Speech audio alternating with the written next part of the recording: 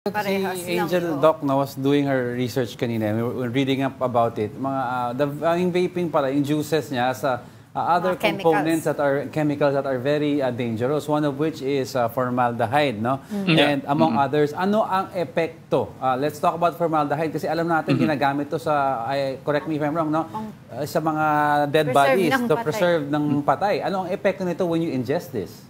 Well, kapag ka sinabi kasi dati na formaldehyde, no? So ito usually ginagamit yan sa mga disinfectants, even mga preservatives Yes, or yes. mga paggawa ng mga plastic ninyo. Yes, So yes, yes. marami, no? Una, pwede kang magkaroon ng irritation sa mata, magkaroon ng irritation sa ilong, magkaroon ng irritation sa lalamunan, problema sa paghinga, no? Pwede magdulot yan ng pag-uubo ninyo, kaya hindi gumagaling-galing yung pag-ubo ninyo kasi oo, nagve-vape ka nga, pero sabi mo, dati nagsusmoke ka, ngayon nagve-vape ka naman. Pero bakit hindi pa rin natitigil yung pag-ubo mo, yung smoker's cough? So naririyan pa rin yun. No, maaaring dahil nga dito sa formaldehyde na to. Isa pang epekto ng formaldehyde, allergic reactions ninyo.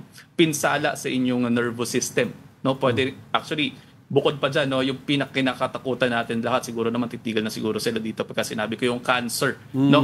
Maaari na magkaroon kayo ng cancer kasi ang formaldehyde ay tinuturing na carcinogenic po. No? Sabi mga pag-aaral na may connection ito sa cancer sa ilong, cancer sa lalamunan, posibleng leukemia.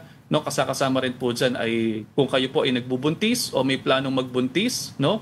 Maaari po, no? Hindi naman sinasabi na causative siya, pero link siya, no, merong risk factor na pagkakaroon ng komplikasyon sa mga nagbubuntis at magkaroon din ng problema sa kanilang mga dinadalang fetus, no. Yung mga kahit fetus pa lamang yan, pwede magkaroon sila ng problema kapag nalalanghap natin yung formaldehyde.